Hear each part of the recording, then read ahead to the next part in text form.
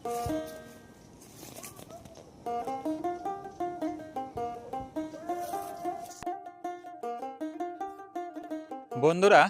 আবার সেই পালমাজোয়াতেই দার্জিলিং জেলায় অবস্থিত রাস্তার ধারে ঘোরার সময় আরও একটি আকর্ষক গাছের দিকে নজর গেল।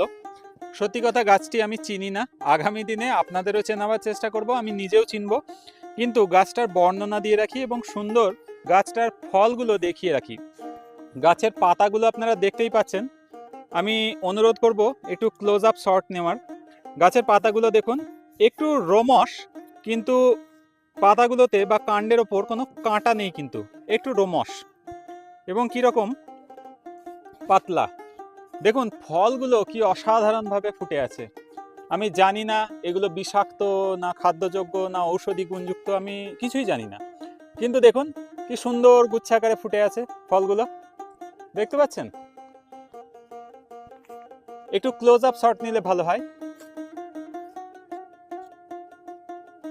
এগুলো হচ্ছে ফল, এগুলো যথেষ্টই রসালো, অনেকটা বেরির মতোই, কিন্তু যেহেতু আমি চিনি না তো স্বাভাবিকভাবে আমি ক্লেম করব না এটা খাওয়া যায় কিনা। যদি খাওয়া যায় তবে আগামী দিনে সে কথা আপনারা অবশ্যই জানতে পারবেন। এবং গাছটিকে শনাক্ত করার আগে পর্যন্ত অন্যান্য ভিডিওই আমাদের সঙ্গে থাকবেন। এই গাছটি আমি যে মুহূর্তে শনাক্ত করতে সক্ষম হব সেই মুহূর্তে আপনাদের সঙ্গেও সেই অভিজ্ঞতা ভাগ করে নেব।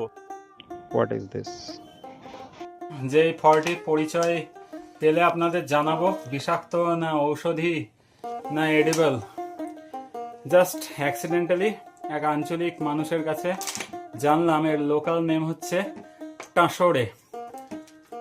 তো 3.5 থেকে 4 কিলোমিটার, 8 কিলোমিটার আপ ডাউন করে এইমাত্র রাত 8টার সময় হেঁটে কোনো রকমে হোমস্টেতে পৌঁছেছি।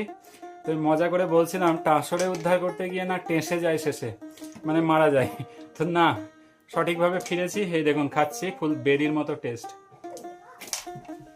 এবং এটা কিন্তু টক নেই, একটু জল জলে একটা ভাব, মানে জল খেলে যেরকম হয় তার সাথে একটা হালকা মিষ্টির ভাব।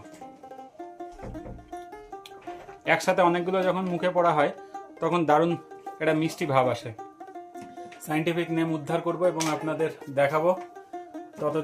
ততক্ষণ পর্যন্ত অপেক্ষা করুন। ভালো থাকবেন।